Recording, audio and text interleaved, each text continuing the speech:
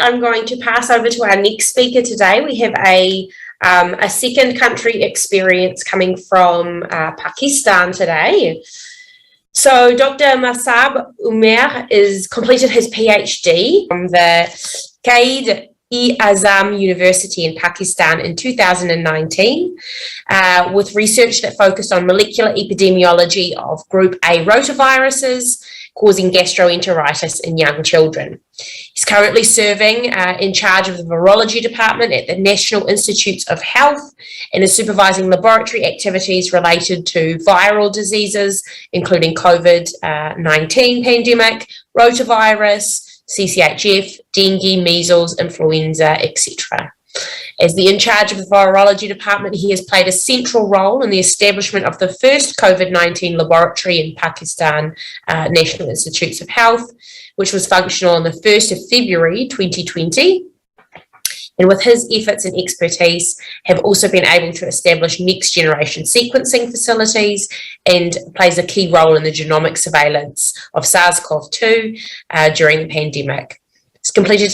He's contributed to the development of testing guidances, published several articles relating to SARS-CoV-2 in internationally peer-reviewed journals. So I am very excited to hand over to Dr. Umer today for his presentation and his experience of using communication to communicate some of these very important and very important aspects of the recent pandemic to all various key stakeholders in the country of Pakistan. So thank you very much. Really grateful to WHO for giving me this opportunity. I've been fortunate to be the part of Global Laboratory Leadership Program, being a participant, and we have conducted different modules of this workshop in Pakistan. So I will be very briefly explaining in fact, sharing my experience and the role of communication during the pandemic. So during the pandemic, and especially during the start of the pandemic, one of the challenges that we faced was that the lab was basically overwhelmed with samples, and we had shortage of staff. And, there was very little automation during the start of the pandemic. So a lot of the work was being done manually. And so we as in charge of the department, I had to look into that. And there was also a slight concern and fear about the virus itself, about getting lab-acquired infections. So as in charge of the department, I think I realized that my role was to motivate my staff and to tell them the importance of the work that we are doing because we are working as the National Reference Lab. So I had a lot of meetings and discussion with my lab staff, and I also briefed them about the different engineering controls and the administrative controls, and highlighted that about their competencies so that they felt safe and secure. So I think that played a key role, and this is something that I learned during the GLLP, how to motivate the staff so that they can work efficiently. Another of my personal experience that I would like to share here is I've been presenting genomic surveillance of SARS-CoV-2 during the past couple of years at the National Command and Operations Center. So NCOC is basically a body that is overseeing the COVID-19 response activities in Pakistan, and it's coordinating all these activities, coordinating response with the provinces and implementing different policies. So it's a decision-making body. And it's being, if you see this picture, on your bottom of screen on the left side. So it's being headed by the Planning and Development Minister, and it also includes Minister of Health, Secretary Health, DG Health. Then there are counterparts from the Army as well.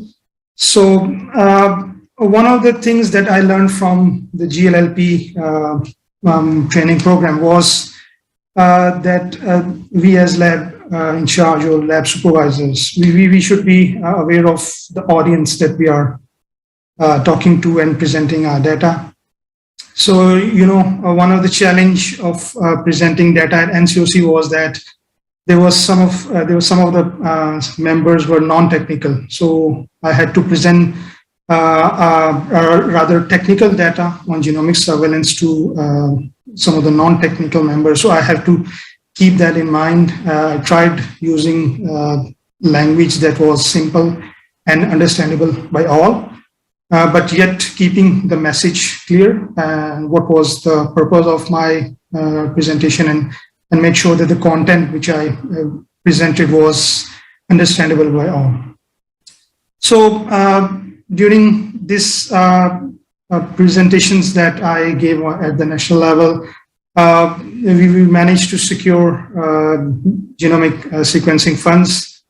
This was a challenge, especially given the high cost related to this sequencing.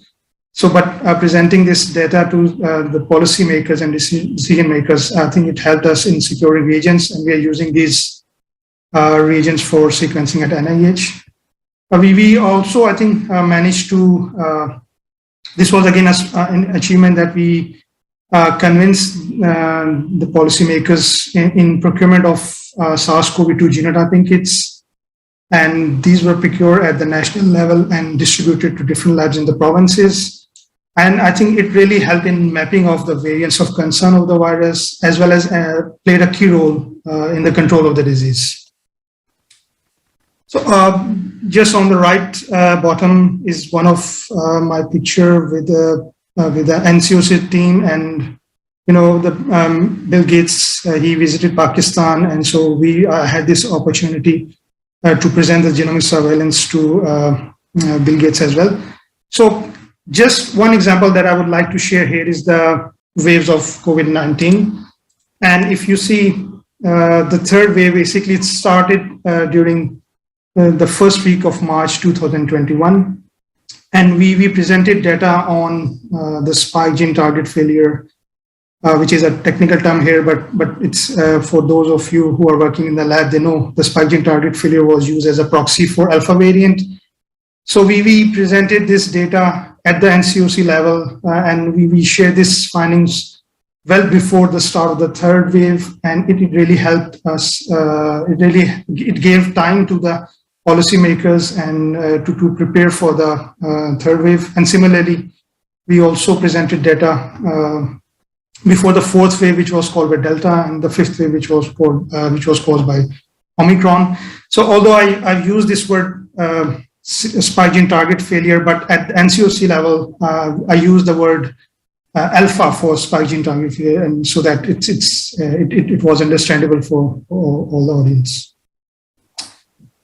Okay, another being a national reference lab, another way of communication that we had to do with the different provincial lab was to share different standard operating procedures for sample collection, for testing, for detection of different variants with the labs.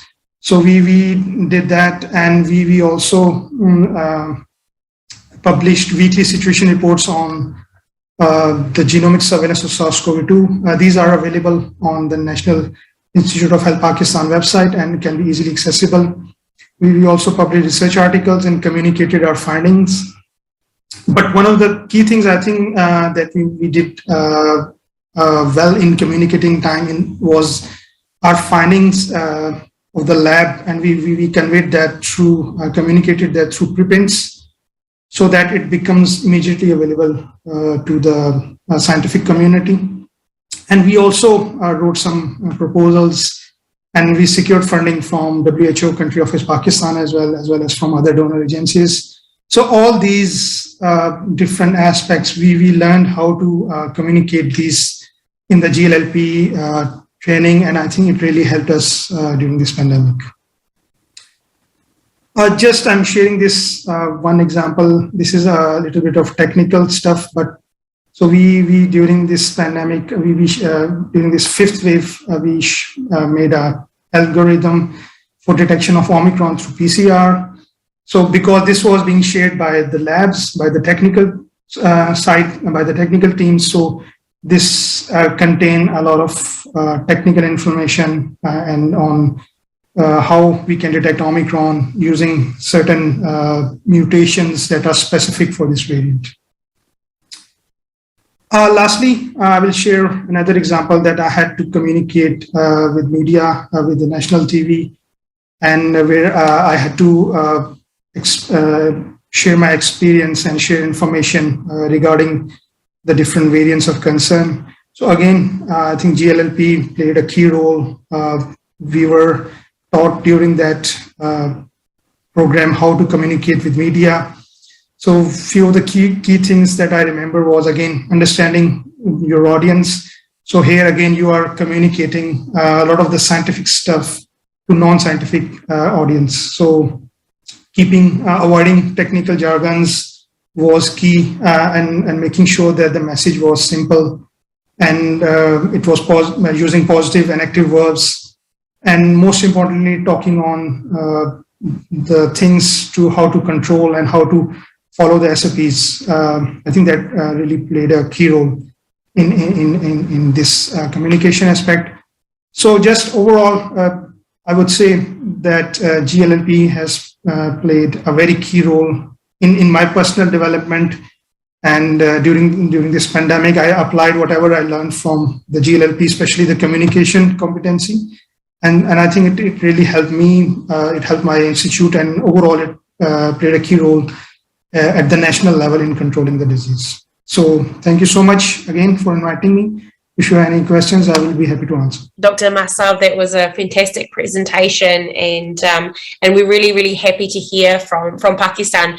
I'm not sure if everyone knows that Pakistan was one of the first countries in the world to pilot the full GLLP program, and it's been an excellent success story, which is why it's now exponentially being rolled out in so many other countries. So thank you for being part of that first wave of GLLP program participants, and it's really great to see how that has been instrumental in your role in the COVID pandemic, which is a huge test of your skills. And so I'm really glad GLLP could help facilitate that for you.